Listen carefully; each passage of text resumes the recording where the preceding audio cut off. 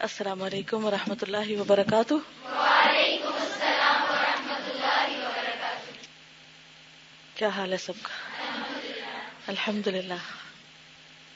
نحمده ونصلی علی رسولہ الکریم، اما بعد فاعوذ باللہ من الشیطان الرجیم، بسم اللہ الرحمن الرحیم۔ رب اشرح لی صدری ویسر لی امری واحلل عقدۃ من لسانی یفقہوا قولی۔ انسان، دنیا اور آخرت، فصل 10، صفحہ نمبر 95۔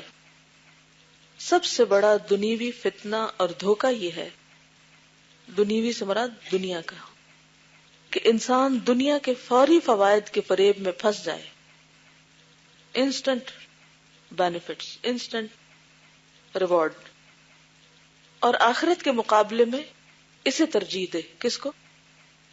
دنیا کے جلدی ملنے والے فائدوں کو۔ انسان دنیا کے قلیل سے قلیل فائدے سے خوش ہو جاتا ہے، چھوٹی سی چیز ملتی ہے آپ اس سے باہر ہو جاتا ہے۔ اور اس قسم کے فریب خوردہ لوگوں کی باتیں بھی کچھ عجیب و غریب ہوا کرتی ہیں۔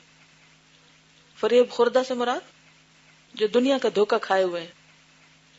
بعض تو یہاں تک کہنے لگتے ہیں کہ دنیا نقد ہے اور آخرت ادھار۔ نقد کا مطلب کیش، اور ادھار کے مقابلے میں نقد زیادہ سود مند ہوتا ہے، یعنی فائدہ مند ہوتا ہے۔ سود بھی فائدے کو کہتے ہیں۔ کچھ اس سے بھی آگے بڑھ کر کہتے ہیں کہ نقد ذرہ ادھار موتی سے بہتر ہے، یعنی اگر ذرے برابر چیز بھی مل جائے جو کیش ان ہینڈ ہو، فوراً آپ کے ہاتھ میں آ جائے، وہ زیادہ افضل ہے بنسبت اس کے کہ ایک سچا موتی آپ کو کوئی کہے بعد میں دے دیں گے۔ اور کچھ یہاں تک کہہ دیتے ہیں کہ دنیا کی لذتیں یقینی ہیں اور آخرت مشکوک اور مشتبہ، ڈاؤٹ فل۔ مشکوک اور مشتبہ چیز کے لیے یقینی چیز چھوڑی نہیں جا سکتی، یعنی جو کچھ ملا ہوا ہے اس کو چھوڑ کر اس کا انتظار کیسے کریں کہ جس کا ہمیں کچھ یقین بھی نہیں اور کچھ پتہ نہیں کہ ہمیں ملتا بھی ہے یا نہیں۔ یہ تمام باتیں شیطان کا دھوکہ اور فریب ہیں، ایسی سمجھ کے انسانوں سے تو جانور زیادہ عقل مند اور سمجھدار ہوتے ہیں۔ مضرت رساں یعنی نقصان دہ، ڈینجرس، ہارمفل۔ مضرت رساں چیز سے تو جانور تک دور بھاگتے ہیں۔ جانور کو مارا اور پیٹا جائے تب بھی وہ مضرت رساں چیز کی طرف نہیں بڑھتا، یعنی جو چیز اس کے لیے نقصان دہ ہوتی ہے اس طرف نہیں جاتا۔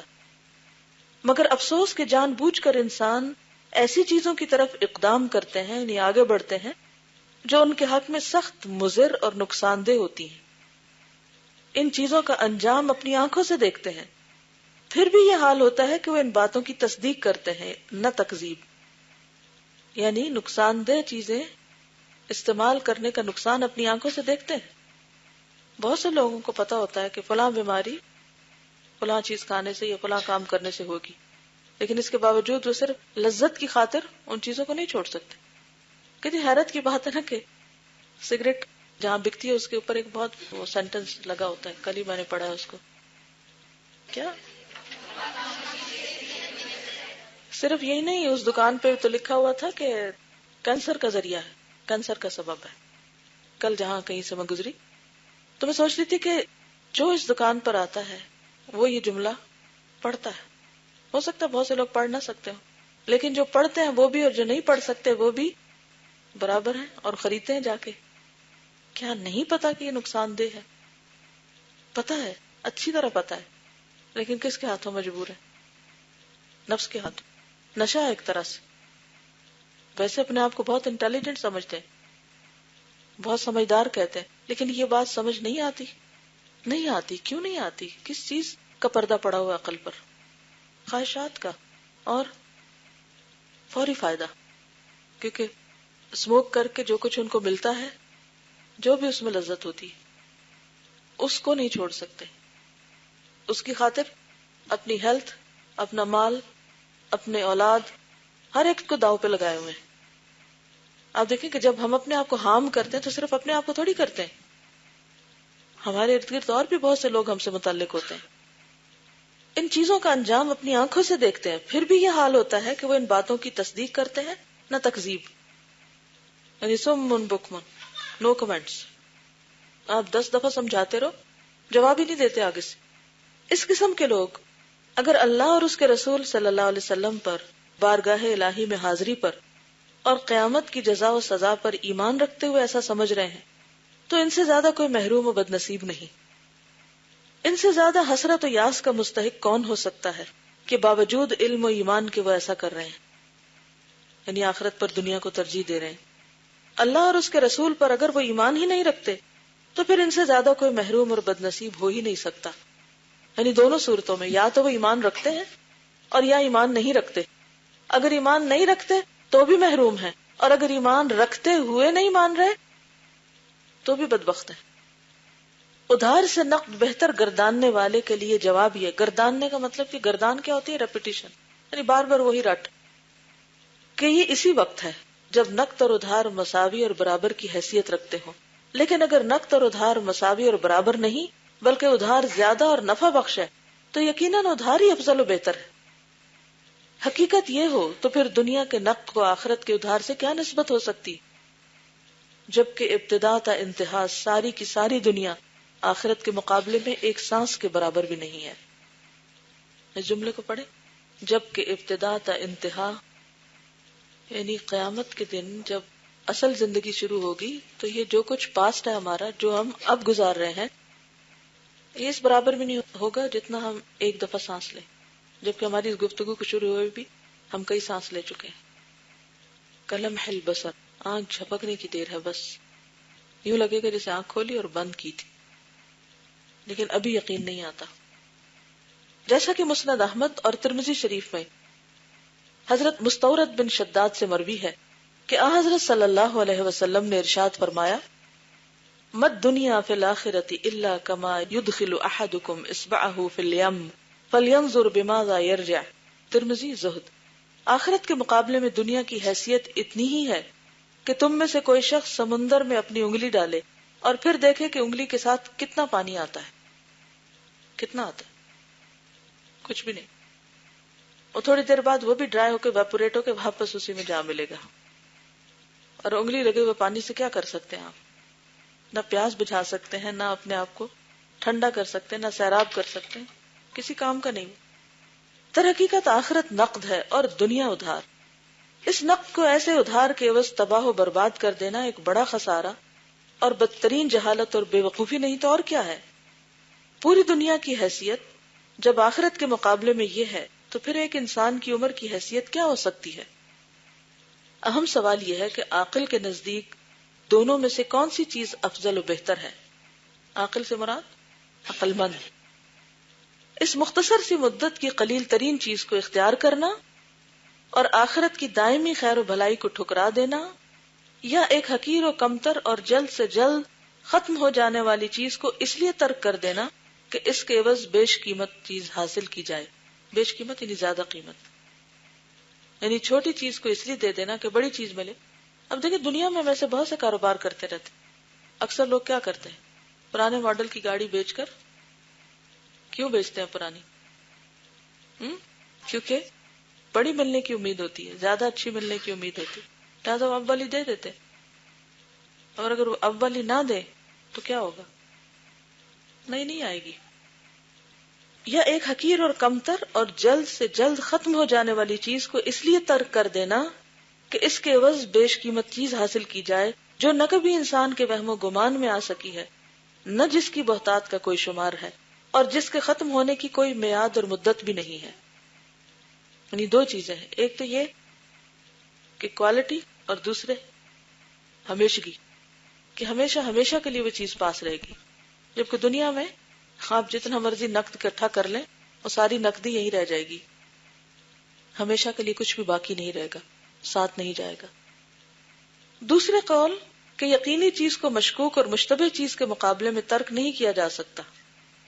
اس کا جواب یہ ہے کہ اللہ تعالیٰ کے وعدے اور وعید اور اس کے پیغمبروں کی صداقت پر اگر یقین ہے تو جو کچھ دنیا کا نقد چھوڑ رہے ہو اس کی حیثیت ادنا سے ادنا ذرے سے زیادہ نہیں، اور وہ آنن فانن ختم ہونے والا ہے، کیونکہ کسی وقت میں موت آ کے تو بوجھ سکتی. آخرت یقینی چیز ہے جس میں شک کی کوئی گنجائش ہی نہیں، اور وہ کبھی منقطع ہونے والی بھی نہیں. فَلَهُمْ أَجْرٌ غَيْرُ مَمْنُونَ. اس میں اگر شک و شبہ ہے تو پروردگار عالم کی آیات اور نشانیوں پر غور کرنا چاہیے.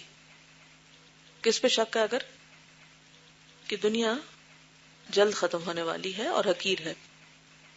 جو اس کے وجود، اس کی قدرت، مشیت، وحدانیت، پیغمبروں کی حقانیت اور صداقت اور پیغمبروں کے پیش کردہ صراط مستقیم کی صداقت پر دلالت کرتی ہیں. کیا سمجھ آئی؟ کون سی آیات پہ غور کرنا چاہیے؟ جس سے اس کی قدرت کا اظہار ہو، اس کی مشیت. مشیت کیا ہوتی؟ مرضی. وحدانیت، ایک ہونا. پیغمبروں کی حقانیت، سچا ہونا ان کا. صداقت، اور پیغمبروں کے پیش کردہ سیدھے رستے کی صداقت پر دلالت کرتی ہے. یعنی دوسرے لفظوں میں کہیے کہ قرآن پڑھ لیجئے اور کائنات پہ غور کر لیجئے. سیدھے پورے تجرد اور یکسوئی کے ساتھ. تجرد ہوتا ہے اکیلا ہونا، سنگل ہونا. اکیلے بیٹھ کر یکسوئی کے ساتھ آیات الہیہ پر غور کیجئے اور سوچئے. ہمت و عزیمت کے ساتھ کھڑے ہو جائیے، غور اور تدبر کیجئے اور بحث اور مناظرہ کیجئے تاکہ اچھی طرح واضح ہو جائے کہ انبیاء کرام نے خدا کی جانب سے جو کچھ پیش کیا ہے وہ بالکل حق اور صحیح ہے. مناظرہ کس سے کریں گے؟ اپنے آپ سے بھی، کیونکہ انہوں نے اکیلے میں یہ سب کچھ کرنے کے لیے کہا ہے. لیکن ہمارا حال یہ ہے کہ ہم نہ اکیلے میں کرتے ہیں نہ سب کے ساتھ کرتے ہیں. اکیلے میں تو کرنا ہی نہیں آتا مناظرہ خود سے، اور دوسرا اگر کوئی بات کرے تو کوئی انٹرسٹ ہی نہیں شو کرتے.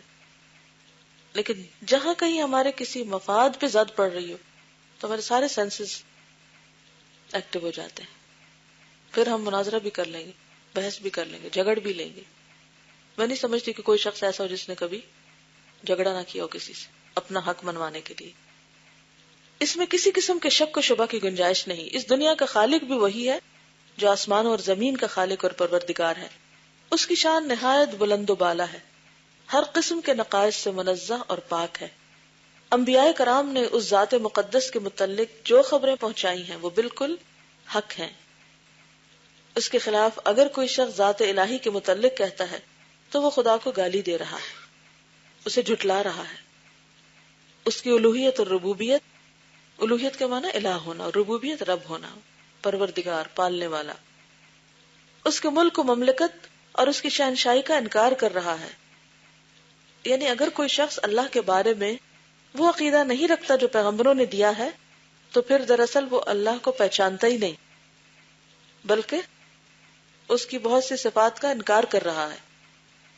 کیونکہ فطرت سلیم کے حامل ہر شخص کے نزدیک یہ امر محال کیا ہوتا ہے اور ممتنع، ناممکن ہے کہ اللہ تعالی مالک الملک، احکم الحاکمین کسی بھی طرح عاجز اور بے بس ہے، یا وہ جاہل و بے خبر ہے کہ اس کے علم سے کوئی چھوٹی سے چھوٹی چیز بھی چھٹی ہوئی ہے، یا وہ سنتا نہیں، کلام نہیں کرتا، بندوں کو معمور نہیں کرتا، بری چیزوں کی ممانعت نہیں کرتا، نیکی کا بدلہ ثواب اور بدی کا بدلہ عذاب نہیں دیتا، عزت و ذلت کا مالک نہیں کہ جسے چاہے عزت دے اور جسے چاہے ذلیل کرے، اپنے ملک و مملکت میں اور مملکت کے اطراف و جوانب میں اپنے پیغمبروں کو نہیں بھیج سکتا، اپنی مخلوق اور رعایا کی پرواہ نہیں کرتا، ان کے حالات اور اطوار کی خبر نہیں رکھتا. اس نے ان کو بیکار اور لایانی چھوڑ دیا اور انہیں محمل یعنی بیکار اور آزاد پیدا کیا ہے. یہ باتیں تو دنیا کے بادشاہوں کی بھی شان کے خلاف ہیں. چہ جائے کہ مالک الملک، بادشاہ حقیقی، احکم الحاکمین کی ذات مقدس کی طرف ایسی باتیں منسوب کی جائیں. کیا کہا ہے؟ کوئی بتائے گا مجھے کیا کہا گیا؟ نہیں سمجھ آیا؟ یہ تو اللہ کی شان کے خلاف ہے نا. اور پوری دنیا کو اس نے ایسے بیکار پیدا کر کے چھوڑ دیا. کیا دنیا کا کوئی بادشاہ بھی ایسے کرتا ہے کہ اپنی مملکت کی پرواہ نہ کرے اور چھوڑ دے بس؟ نہ وہاں کوئی قانون اور قاعدہ ہو، بس ایسے ہی ہر ایک کا اپنا راج ہو، جو جس کا جی چاہے کرتا پھرے. کیسی بھی حکومت ہو نالائق، لیکن کچھ نہ کچھ قانون، قاعدے، اصول، ضابطے ضرور ہوتے ہیں. کچھ نہ کچھ اپنی ذمہ داریاں ضرور پوری کرتے ہیں، ورنہ تو کوئی حکومت باقی نہیں رہتی. تو یہ ساری کائنات کا نظام ایسے ہی چل رہا ہے کہ اس کا کوئی دیکھنے والا نہیں، اس کو کوئی سنبھالنے والا نہیں، اور انسان جیسی مخلوق کو پیدا کر کے اس کو کوئی پوچھنے والا نہیں، اس کے لیے کوئی اخلاقی ضابطے، قاعدے، اصول مقرر ہی نہیں کیے. میں یہ کہنا چاہ رہی تھی کہ دنیا کے بادشاہ کی ذکر ہوئی نا، کہ دنیا کے بادشاہ کے متعلق ہم ایسا نہیں سوچ سکتے کہ اس نے سب کو ایسے ہی چھوڑ دیا اور وہ کسی کو پکڑے گا نہیں یا کسی چیز کا ریکارڈ نہیں ہے. اصل میں اللہ تعالیٰ کو کچھ لوگ بادشاہ بھی مانتے ہیں اور الہ بھی مانتے ہیں، لیکن انہوں نے خود سے ہی ایک ازیوم کر لیا ہے کہ جو بھی پابندیاں اور جو اصول اور قاعدے قوانین ہیں یہ پیغمبروں نے نہیں پہنچائے ہیں بلکہ لوگوں کی خود ساختہ ہیں. اور لوگوں نے جیسے کہ کچھ تو واقعی ایکسٹریم پہ ہیں، یا یہ کہ دین میں بدعتیں اختیار کی ہیں یا دین میں اور اپنی مرضی کی ایکسٹینشنز لگا دی ہیں ساتھ، لیکن وہ پھر اس کا بہانہ کر کے جو اصل چیز ہے اس کو بھی ایک ایکسٹینشن کے طور پر پورٹری کرتے ہیں. اور وہ جب ان سے بات کی جائے تو وہ کہتے ہیں کہ یہ سب جو ہے یہ سیلف کریٹڈ کوئی تھیوریز ہیں، کیونکہ ظاہر انہوں قرآن نہیں پڑھا، حدیث نہیں پڑھی، تو پھر وہ پروف کے بغیر یہ ایک ان کا ایک نظریہ ہے جس کے تحت پھر وہ اپنے من مانی زندگی گزارتے ہیں. اور وہ کہتے ہیں ہم اللہ کو بھی مانتے ہیں اور اپنی من مانی بھی کریں گے، اس میں کوئی ایسا مسئلہ نہیں، جو ان کے اپنے پرنسپلز ہیں بس وہی ان کا ریلیجن ہے. تو ایسے لوگوں سے کچھ سمجھ نہیں آتی کہ پھر اگر وہ قرآن بھی کھول کے نہیں دیکھنا چاہتے، حدیث بھی نہیں دیکھنا چاہتے جہاں پہ پروف ہیں، تو پھر ان کو کس طرح بات کنوے کی جائے. اصل بات ہی کہ بات اسی کو کنوے کی جا سکتی ہے جو اس کو سننا چاہے یا لینا چاہے. کیونکہ یہ آپ دیکھیں نا، یہ جو جملہ ہے نا، کیونکہ فطرت سلیم کے حامل ہر شخص کے نزدیک یہ امر محال ہے کہ اللہ تعالیٰ مالک الملک کسی بھی طرح عاجز و بے بس ہے یا جاہل و بے خبر ہے، یا اس کو کچھ پتا نہیں، یا وہ سنتا نہیں، اور دیگر صفات وغیرہ کہ جو وہ چاہے کرے، اور پیغمبر نہیں بھیج سکتا اور پھر یوں ہی لوگوں کو چھوڑ دیا. کیونکہ فطرت سلیم خود ڈیمانڈ کرتی ہے کہ ایسا ہونا چاہیے، ضروری ہے. کیونکہ کسی بھی نظام کو چلانے کے لیے علم چاہیے، رہنمائی چاہیے. اور جیسے جانوروں کی ایک دنیا ہوتی ہے نا، اس کے بھی کچھ اصول قاعدے ہوتے ہیں. اینیمل کنگڈم جو ہوتی ہے اس کے اندر بھی کچھ پرنسپلز ہوتے ہیں. لیکن کیا انسانوں ہی کے لیے کسی قسم کے کوئی ڈسپلن کی ضرورت نہیں ہے؟ اور کیا پھر وہ انسان خود کریٹ کر لے اپنے سے؟ تو پھر تو ہر انسان اپنی مرضی کے مطابق. اس کو اگر آپ یوں سمجھیں، جیسے کسی بھی ملک کے اندر اگر ہر شخص اپنا قانون بنا لے، اپنے اصول بنا لے اور اپنے طریقے پہ جینا شروع کر دے، تو پھر حال کیا ہوگا؟ فساد ہوگا. اور ایسی بغاوت کا نتیجہ کیا ہو؟ یہ تو بغاوت ہے نا کلم کلی، کہ ملک کا جو بھی قانون ہے اس کو چھوڑ کر، یعنی جس بھی ملک میں آپ رہ رہے ہیں، آپ مثلاً کسی اور ملک کی شہریت لیتے ہیں، یہاں سے بہت سے لوگ امیگریشن پہ جاتے ہیں اور ملکوں میں، اور بالکل ہی ایک نئی مخلوق بن جاتے ہیں. وہاں کے سارے قاعدے قانون جو انہوں نے اپنے پچھلے ملک میں کبھی فالو نہیں کیے ہوتے، ٹیکس دینے سے لے کر ٹریفک کے قوانین اور قواعد اور لائن بنانا اور باقی سب کچھ A to Z ہر چیز مانتے ہیں، پورا اقرار کرتے ہیں، حلف اٹھاتے ہیں، سب کچھ کرتے ہیں. کیوں کرتے ہیں وہ سب کچھ؟ اگر وہ اس کا انکار کرتے ہیں کہ نہیں ہمیں آپ کا ملک تو بہت پسند ہے، لیکن ہم یہاں کسی قانون قاعدے کو نہیں ماننا چاہتے بلکہ اپنے طریقے پہ جینا چاہتے ہیں، کیا انہیں وہاں رہنے دیا جائے گا؟ کوئی بھی نہیں رہنے دے گا. لیکن اللہ کی بنائی ہوئی دنیا، اس میں ہم، حیرت کی بات ہے، اپنے ہی اصولوں پہ جینا چاہتے ہیں، اپنے ہی طریقے پہ رہنا چاہتے ہیں. اور اگر یہ سمجھتے کہ اللہ نے کچھ بھیجا نہیں، تو اس کا مطلب یہ ہے کہ اللہ تعالیٰ کو تو پھر آپ اتنی بھی اہمیت نہیں دیتے جتنی کسی دنیا کے بادشاہ کی ہے، یہ دنیا کے کسی حاکم کی ہے. آپ دیکھیے کہ دنیا میں جو لوگ لا پڑھتے ہیں بہت پراؤڈلی بتاتے ہیں کہ ہم نے لا میں ڈگری کی ہوئی ہے. دنیا کے قوانین تو اتنے خوش ہو کے پڑھتے ہیں، حالانکہ اتنا خشک سبجیکٹ ہوتا ہے، لیکن اللہ کے بتائے ہوئے قانون قاعدے وہ ہم جاننا ہی نہیں چاہتے. دنیا کا قانون کیوں پڑھنا چاہتے؟ کیونکہ اس کے ساتھ کچھ بینیفٹس ہیں، لیکن اللہ کا قانون پڑھنے میں وقتی فائدے نہیں، وقتی بھی ہیں لیکن وہ نظر نہیں آتے. یعنی دنیا میں بہت سے لوگ قانون کیوں پڑھتے ہیں؟ تاکہ وہ ان کو اپنے حقوق پتہ چلے اور وہ کسی سے دھوکہ نہ کھائیں اور زیادہ سے زیادہ میکسیمم بینیفٹس اٹھائیں دنیا میں رہتے ہوئے، کسی بھی ملک کے اندر رہتے ہوئے، اور صرف خود نہیں اوروں کو بھی ان کے رائٹس لے کر دیں. اس کے برعکس اللہ کا قانون کیوں نہیں پڑھنا چاہتے، کیوں نہیں جاننا چاہتے؟ تاکہ جاہل بنے رہے اور کچھ کرنا نہ پڑے. اور ویسے بھی استاذہ دنیا کے قانون میں بھی یہی ہوتا ہے کہ ignorance of law is no excuse, یعنی اگر آپ کو نہیں پتا کہ یہ جرم ہے اور آپ جرم کرتے ہیں تو آپ پکڑے جائیں گے پھر بھی. جی اب السلام علیکم. میری ایک دفعہ کسی سے آرگیومنٹ ہوئی تھی اس بات پہ کہ وہ ٹپیکل جو آج کل ایک ہو گیا نا فریڈم کا ایک کانسیپٹ، اور ایتھیزم کے ساتھ جو چیز آئی ہے کہ you not dependent on anyone, answerable to anyone. تو I find it very hard to like understand کہ بیسک بات یہ تھی کہ ہمیں we are free, we are made free to do anything. But what I try to explain was کہ when you are free you become dependent on something as well. جو smoking وہ لوگ freedom کے نام سے کرتے ہیں, وہ اسموکنگ کے ڈیپینڈنٹ ہو جاتے ہیں, اس کی سلیو بن جاتے ہیں. جو فریڈم کے نام پہ کپڑے جو ہیں وہ اس طرح کے پہنتے ہیں, وہ اس کی سلیو بن جاتے ہیں. ہم اپنے کسی نہ کسی طریقے سے کسی نہ کسی چیز کی سلیو بن ہی جاتے ہیں eventually. Then why not become a slave to one who is beyond everything else. ان دنیاوی چیزوں کے سلیو بننے کی بجائے, and I don't know why people don't understand that. کہ they deny that. They say that it's freedom. What kind of freedom is that کہ آپ اس چیز کے اتنے ڈیپینڈنٹ ہو جائیں کہ you have to do it like just because it's in the name of freedom. اور استاذہ اگر نہ بھی مانتے ہوں تو نئے نئے نام دے دیتے ہیں, انسٹنکٹ اور فطرت, اور انڈائریکٹلی نہ کہتے ہوئے بھی مانتے ہیں کہ ہم میں کچھ ان بورن چیزیں ہیں, لائک فطرت ہے ہماری یا انسٹنکٹ ہے, which is of course definitely God made, self created تو ہے نہیں. سلیوری کی جس طرح انہوں نے بات کی, تو اصل میں جتنے بھی لوگ جو اللہ کے احکامات کو جھٹلاتے ہیں یا نافرمانی کرتے ہیں, تو اصل میں ہم لوگ کا جو اپنا دماغ ہے نا وہ آلریڈی سلیو ہے. انگریز تو چھوڑ گئے جیسے وہ مشہور ہے, لیکن ہم ابھی بھی سلیو ہیں. ہمیں اگر ایک کاغذ کے ٹکڑے میں لپٹا ہوا کوئی بھی اسنیک ملتا ہے نا, اسنیک کو ہم چھوڑ دیتے ہیں. اگر وہ ٹائمز میگزین یا نیشنل جیوگرافک کا پیپر ہے تو ہمارے لیے وہ پروف بن جاتا ہے. اس میں کوئی بھی اسٹیٹمنٹ گیون ہے تو ہم اس کو فوراً ایکسیپٹ کر لیتے ہیں. لیکن اگر اللہ تعالیٰ کا دیا ہوا کوئی احکام ہوتا ہے تو ہم اس کو فوراً کوشچن کرتے ہیں, وائی, آئی نیڈ لاجک. لیکن اگر ایک ہیومن کا دیا ہوا کوئی اسٹیٹمنٹ ہے تو we accept it as a total logic, کہ یہ بول دیا گیا تو یہ تو 100% یہ ٹرو ہوگا, اس کے اندر کوئی فالٹ ہو ہی نہیں سکتا. نفس کی جو غلامی ہے اس کے لیے تیار ہے, لیکن اللہ کی غلامی کے لیے تیار نہیں ہے. حالانکہ زیادہ بری غلامی یہ ہے. جہاں نفس کی غلامی کی بات ہوئی تو انسان کو کل بھی جیسے ہم نے بات کی کہ کچھ شر باہر سے ہیں اور کچھ شر انسان کے اپنے اندر سے ہیں. تو بعض اوقات ہم باہر کے شر سے تو بڑے ہی کانشیس ہوتے ہیں کہ یہ نقصان نہ دے, وہ نہ دے, لیکن جو اپنے اندر کا شر ہے اس کے بارے میں غافل ہوتے ہیں. حالانکہ نبی صلی اللہ علیہ وسلم جو مسنون خطبہ دیا کرتے تھے اس کے اندر یہ الفاظ ہوتے تھے, وَنَعُوذُ بِاللَّهِ مِن شُرُورِ أَنفُسِنَا وَمِن سَيِّئَاتِ أَعْمَالِنَا, اور پھر وَأَعُوذُ بِكَ مِنْكَ, اور اللہم انی اعوذ بک من شر نفسی وشر الشیطان وشرکہ وان اقترف علی نفسی سوءا او اجرہ الی مسلم. ان ساری چیزوں میں اپنے نفس کے شر ہی سے پناہ مانگی گئی ہے, کیونکہ ان النفس لامارۃ بالسوء, یہ ہے نفس کی نیچر. جی آپ فرمائیے. السلام علیکم.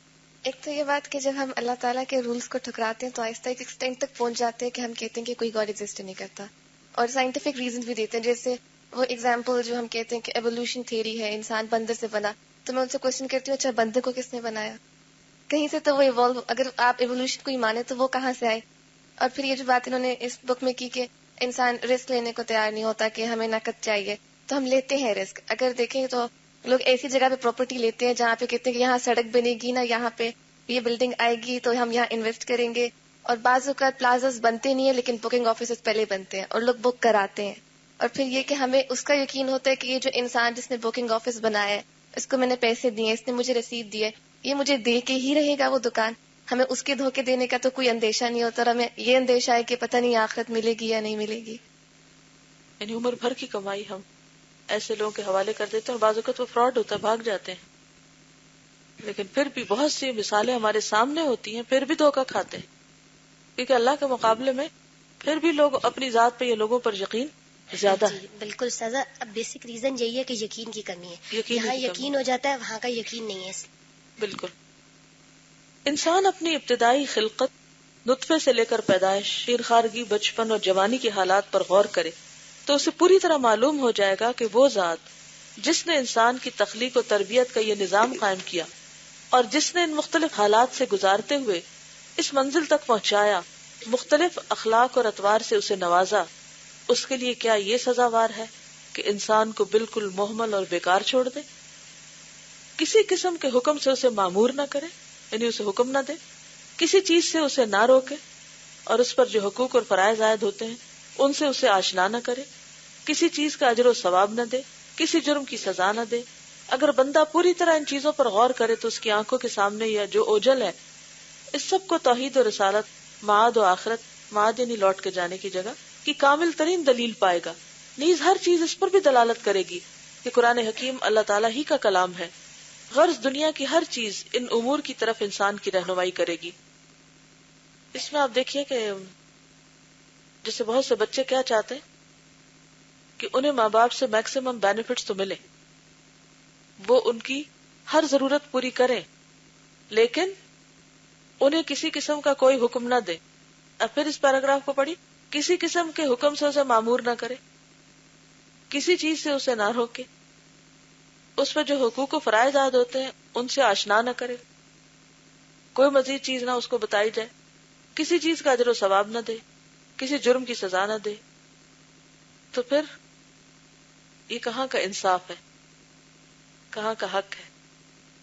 لیکن انسان چاہتا یہی ہے موسٹلی کہ جو کچھ اسے چاہیے وہ تو اس کو مل جائے، لیکن جو اس کے اوپر فرض عائد ہوتا ہے وہ اس کو نہ بتایا جائے.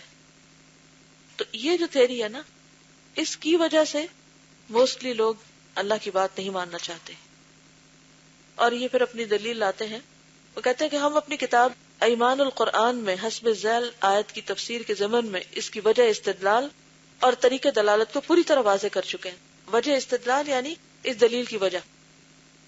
فلا اقسم بما تبصرون وما لا تبصرون انه لقول رسول کریم. لوگوں، جو چیز تم کو دکھائی دیتی ہے اور جو چیز تمہیں دکھائی نہیں دیتی، ہم تم سب ہی قسم کھاتے ہیں، ان سب چیزوں کی قسم کھاتے ہیں. ہم کے یہاں مانا نہیں آ رہا. فلا پس نہیں، اقسم میں قسم کھاتا ہوں، بما تبصرون جو تم دیکھتے ہو، وما لا تبصرون اور جو تم نہیں دیکھتے. ان سب چیزوں کی قسم کھا کر کیا کہتے ہیں؟ انہ لقول رسول کریم، کہ یہ قرآن بلا شبہ کلام الہی ہے، ایک معزز فرشتے کا لایا ہوا ہے. اور یہ آیت بھی ہے، وفی انفسکم افلا تبصرون، سورۃ الذاریات، خود تمہارے اندر بہت سی نشانیاں ہیں، کیا تم کو سوچتی نہیں؟ اس کی تفسیر کے ضمن میں بھی ہم نے وجہ استدلال اور صورت دلالت پر کافی روشنی ڈالی ہے. اگر کامل طور پر غور و تدبر کیا جائے تو خود انسان کا وجود ہی اس امر پر دلالت کرتا ہے کہ اللہ تعالیٰ خالق کے حق سبحانہ و تعالیٰ موجود ہے، وہ وحدہ لا شریک ہے، رسالت و نبوت حق ہے، اور اس کی صفات کمالیہ حق ہے. کمالیہ سے مراد یعنی مکمل. بہرحال آخرت کو ضائع کرنے والا ہر دو صورت میں فریب اور دھوکے کا شکار ہے، تصدیق اور یقین کی حالت میں اور تکذیب و شک کی صورت میں بھی. یعنی جس نے انکار کیا آخرت کا، ہاں وہ پورے یقین سے انکار کر رہا ہے، کنوینسڈ ہے کہ ہے کوئی آخرت نہیں، یا پھر یہ کہ وہ ڈاواں ڈول ہے، اپنے اس عقیدے میں شک کا شکار ہے. یہ اعتراض کے معاد و آخرت، جنت و دوزخ کے متعلق تصدیق جازم سے مراد پکی اور یقین کامل موجود ہو تو تخلف عمل کیوں کر ممکن ہے؟ تخلف عمل کا کیا معنی ہے؟ عمل میں پیچھے رہ جانا. یعنی اگر انسان کا یقین پختہ ہو تو پھر عمل میں پیچھے نہیں رہ سکتا. مثلا اگر کسی کو یہ یقین ہو کہ وہ باہر ملے گا تو اس کو مثلا 1,00,000 روپے ملے، اس کی لاٹری نکلی ہوئی ہے، تو وہ کیا کرے گا؟ اندر بیٹھا رہے گا؟ نہیں، اٹھ کے باہر چلا جائے گا، کیونکہ اسے یقین ہے کہ اسے کچھ ملنے والا ہے. تو جن لوگوں کو یقین ہو کہ آخرت میں کچھ ملنے والا ہے، ان کی دنیا میں دلچسپی بہت کم ہو جاتی، انہیں موت سے محبت ہو جاتی. وہ اپنے آپ کو نیک کاموں میں اس طرح گھلاتے ہیں کہ خوشی خوشی اللہ کے پاس پہنچے. انہیں اس زندگی سے زیادہ دوسری زندگی پیاری ہوتی ہے. یہ دونوں باتیں ایک جگہ جمع ہو ہی نہیں سکتی. کون سی؟ آخرت کو یقین سے ماننا اور اس کے بارے میں شک رکھنا. بشری طبع یعنی انسانی طبیعت کے مطابق کسی انسان کو بادشاہ وقت بلاتا ہے کہ کل تم ہمارے دربار میں حاضر ہو جاؤ، تمہارے فرائض و اعمال کا جائزہ لیا جائے گا، تم اگر اس میں ناکام ثابت ہوئے تو تمہیں سخت ترین سزا دی جائے گی، اور اگر کامیاب رہے تو تمہاری کامل عزت افزائی کی جائے گی. کیا ایسی اطلاع پانے کے بعد وہ شخص غافل اور بے خبر ہو کر سو جائے گا؟ دنیا کے دفتروں میں بھی جب ایکسپلینیشن کال ہوتی ہے یا لوگوں کو بلایا جاتا ہے تو پھر ان کا حال کیا ہوتا ہے؟ کوئی چھوٹا سا امتحان ہو، کوئی وائوا ہو، کہیں جاب کے لیے انٹرویو دینا ہو، پوری رات جی مضطرب ہو جاتے ہیں، آرام سے سو نہیں سکتے. کیا حضور شاہی میں کل کی حاضری فراموش کر دے گا؟ نہ وہ کسی قسم کی تیاری کرے گا، نہ اسے کسی قسم کا خوف اور ہراس ہوگا. اس کا جواب یہ ہے کہ یہ اعتراض صحیح اور بالکل صحیح ہے. اکثر و بیشتر مخلوق پر یہ اعتراض وارد ہوتا ہے اور ان پر دو متضاد امور کا مجتمع ہو جانا نہایت تعجب انگیز بھی ہے. اکثر و بیشتر مخلوق پر یہ اعتراض وارد ہوتا ہے، یعنی اعتراض ہوتا ہے، اور ان پر دو متضاد یعنی کنٹراڈکٹری امور یعنی چیزوں کا مجتمع ہو جانا، اکٹھے ہونا نہایت تعجب انگیز بھی ہے. یعنی اگر بکری اور شیر ایک جگہ پر کھڑے ہوں تو آپ دیکھتے ہی کیا کہیں گے، یہ کیا، یہ ہمارا دو متضاد چیزیں اکٹھی ہو جائیں. یعنی یہ نہیں ہو سکتا کہ انسان کو اس بات کا پکا یقین ہو کہ اس کی پوچھ ہونے والی ہے اور جزا و سزا ملنے والی ہے، اور پھر وہ غافل ہو کے سویا رہے. تو جس انسان کو یہ یقین ہو کہ کل اس کی پوچھ ہونے والی ہے اور جزا و سزا ملنے والی ہے، پھر وہ چھوٹی چھوٹی بات کا بھی حساب رکھے گا اپنی، وہ کہیں بھی غافل نہیں ہو سکتا. اس کا شعور پوری طرح جاگا ہوا ہوگا، جیسے وہ شخص پوری طرح جاگتا ہے لیٹنے اور بظاہر سونے کے باوجود بھی جس کی کل حاضری لگنے والی ہو. ایک اور دھوکہ ہے بالکل، لیکن چوائس پر صحیح. یعنی بعض طالب علموں کو یہ یقین تو ہوتا ہے کہ پیپر ہے، لیکن وہ اس دھوکے کا شکار ہوتے ہیں کہ شاید یہ سوال نہ آئے، یعنی چوائس پہ چھوڑ دیتے اپنے آپ.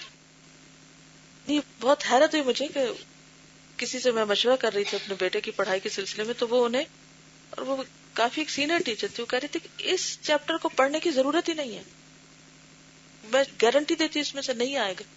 میں نے کہا کہ یہ کیسی بات ہے، اگر یہ یہاں اس چیپٹر کو چھوڑ دے گا اور اس کو نہیں پڑھے گا تو کل کہیں نہ کہیں تو اس کی تو ضرورت پڑے گی، پھر وہاں کیا ہوگا؟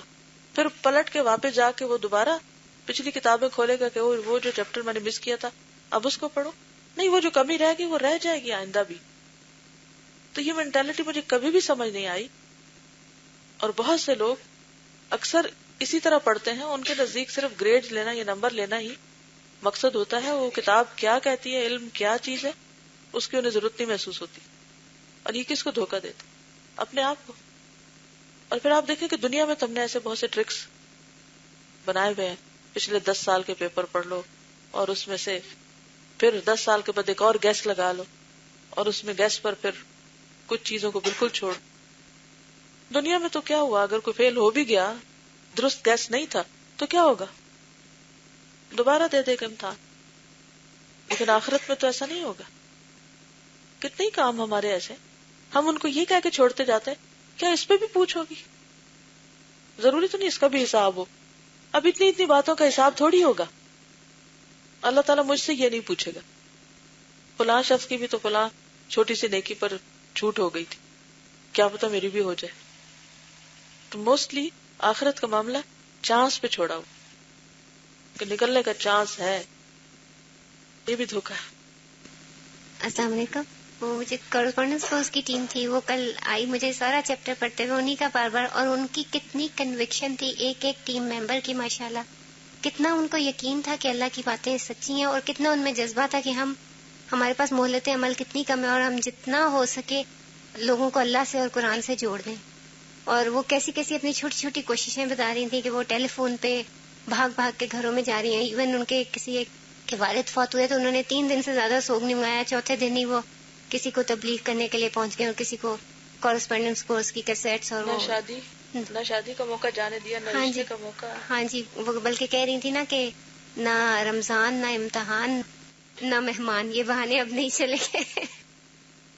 اور وہ جو شوکت خانم کا دیکھتے ہوئے وہ ان کو جو انسپریشن ہوئی تھی کہ عمران خان نے اگر اتنا بڑا کام کر لیا صرف اپنی والدہ کے کینسر کے لیے، جی کینسر کے لیے، کینسر کے علاج کے لیے، تو کیا آخرت یا جہنم جو ہے وہ کینسر سے کم چیز ہے کہ اس کے لیے نہ سوچا جائے. یعنی دنیا میں تو کسی کی تکلیف دیکھ کر ہم تڑپ اٹھتے ہیں، مضطرب ہو جاتے ہیں، اور لوگوں کو تکلیف سے بچانے کے لیے اپنی جان، مال، وقت، ہر چیز لگا دیتے ہیں اور بڑی سے بڑی کمپین چلاتے ہیں. لیکن آخرت، اگر دنیا میں کہیں پتہ چلے کہ کہیں آگ لگی ہوئی ہے تو کیا کرتے ہیں؟ اچھا بجھ ہی جائے گی نا، ہر آگ لگتی پھر بجھ جاتی. کس طرح کبھی آپ نے فائر فائٹرز کو دیکھا ہو کس طریقے سے جاتے ہیں؟ ان کو بس لمیٹڈ ٹائم ہوتا ہے کہ اتنی دیر میں بس پہنچنا ہے. وہ اشارے توڑتے، ہر ایک کو پیچھے چھوڑتے وہاں پہنچتے ہیں کیونکہ انہوں نے جانوں کو بچانا ہے. لیکن ہم کس قسم کے فائر فائٹرز ہیں؟ جہنم بھڑک رہی ہے، وَإِذَا الْجَحِيمُ سُعِرَتْ، لیکن ہمیں واقعی یقین کوئی نہیں، تو دنیا کی زندگی پہ راضی ہو گئے. اس کا جواب یہ ہے کہ یہ اعتراض صحیح اور بالکل صحیح ہے. اکثر و بیشتر مخلوق پر یہ اعتراض وارد ہوتا ہے، اور ان پر دو متضاد امور کا مجتمع ہو جانا نہایت تعجب انگیز بھی ہے. لیکن واقعہ یہ ہے کہ علم و یقین اور تخلف عمل یعنی عمل میں پیچھے رہنے کے بہت سے اسباب ہیں. من جملہ یعنی ان اسباب میں سے یہ کہ علم کی کمزوری اور یقین کی کمی بھی ایک اہم سبب. اس کو انسرکل کر لیں. علم کی کمزوری اور یقین کی کمی.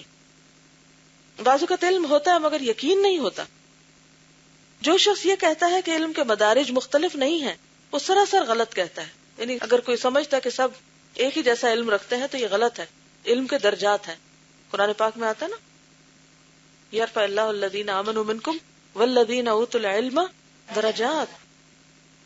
غور کیجئے کہ حضرت ابراہیم خلیل اللہ علیہ الصلاۃ والسلام کو علم تھا کہ پروردگار عالم مردوں کو زندہ کرنے پہ قادر ہے. اس کے باوجود بارگاہ الہی میں استدعا کرتے ہیں کہ وہ مردہ زندہ کر کے دکھائے. کیوں؟ اس لیے کہ یقین اور اطمینان میں استحکام فراواں حاصل ہو جائے، یعنی زیادہ یقین پختہ ہو، اور جو چیز بطور غیب معلوم ہے بطور حضور و شہود معلوم ہو جائے. یعنی غیب کے اوپر علم تو ہے، غیب پر ایمان تو ہے ہمارا، لیکن کیا چاہتے ہیں کہ یقین پختہ ہو. تو اس سبق سے جو اہم ترین بات ہم سب کے سیکھنے کی ہے وہ کیا ہے کہ صرف علم کافی نہیں، یقین نہایت ضروری ہے. صرف آخرت کا علم ہونا کافی نہیں، آخرت پر یقین بے حد ضروری ہے، کیونکہ عمل یقین کے بغیر ہو ہی نہیں سکتا، بدل ہی نہیں سکتا. اس لیے جاننے کے ساتھ ساتھ یقین میں اضافے کی تدبیریں سوچئے کہ کیسے اس میں اضافہ ہو سکتا ہے. جی رات کو جیسے باتیں کیا کرتے تھے اور علماء کو بلا کے حضرت عمر بن عبدالعزیز ہو، تاکہ آخرت پہ جو یقین ہے وہ ایک تو برقرار بھی رہے اور اس میں اضافہ بھی ہوتا رہے. اور اتنا زیادہ ایسی باتیں کرتے تھے کہ وہ رونا گریا ازاری شروع ہو جاتی. بالکل، یعنی اہتمام کے ساتھ اس یقین کو بڑھانے کی کوشش کرتے. مسند احمد میں روایت ہے کہ حضرت صلی اللہ علیہ وسلم نے ارشاد فرمایا، لیس الخبر کالمعینہ، خبر کی حیثیت معائنہ اور مشاہدہ کی نہیں. ضعف علم و یقین، ضعف کیا ہوتا ہے؟ کمزوری. ضعف علم و یقین موجود ہو اور آخرت کے متعلق مذکور چیزیں سامنے مستحضر نہ ہوں، یعنی دل پہ حاضر نہ ہوں، اور جو چیزیں معاد اور آخرت کے خلاف ہیں قلب اکثر اوقات ان میں مشغول ہو. یہ بڑی اہم بات ہے. جو چیزیں معاد یعنی آخرت کے خلاف ہیں دل ان میں زیادہ مشغول ہو، یعنی دنیا کی چیزیں، اور اشتغال یعنی مشغولیت مصروفیت کی وجہ سے آخرت کی چیزیں قلب سے محجوب اور مستور ہو جائیں، چھپ جائیں. بنا بری طبی مقتضیات، خواہشات و شہوات کا استیلاء اور غلبہ ہی ہو جائے، نفس کی فریب کاری، شیطان کا دھوکہ، وعدہ آخرت بدیر پورا ہونے کی امید، غفلت کی نیند، موجود و حاضر کی محبت، تعویل کی رخصتیں، شب و روز کی معلوفات سے دل بستگی، یہ تمام باتیں جب جمع ہو جائیں تو اس وقت ایمان کو قلب انسانی کے اندر وہی ذات قائم اور باقی رکھ سکتی ہے جس نے زمین اور آسمانوں کو قائم رکھا ہے. اور یہی وہ اسباب ہیں جن کی بنا پر ایمان و عمل میں لوگوں کے مدارج مختلف ہوا کرتے ہیں، تاکہ کمزوری اور ضعف کی انتہا یہ ہوتی ہے کہ ایمان بقدر ذرہ بن کے رہ جاتا ہے، اور پھر کیا ہوتا ہے؟ عمل کچھ بھی نہیں رہتا. یہ تمام اسباب جب یکجا ہو جاتے ہیں تو بصیرت و استقلال کی قوت کمزور ہو جاتی ہے. یہی سبب ہے کہ اللہ تعالیٰ نے اہل صبر اور یقین کی مدح و توصیف فرمائی، یعنی تعریف فرمائی ہے، اور صبر اور یقین والوں کو امامت فی الدین کا درجہ عطا فرمایا. چنانچہ ارشاد باری تعالیٰ ہے، وَجَعَلْنَا مِنْهُمْ أَئِمَّةً يَهْدُونَ بِأَمْرِنَا لَمَّا صَبَرُوا وَكَانُوا بِآيَاتِنَا يُوقِنُونَ.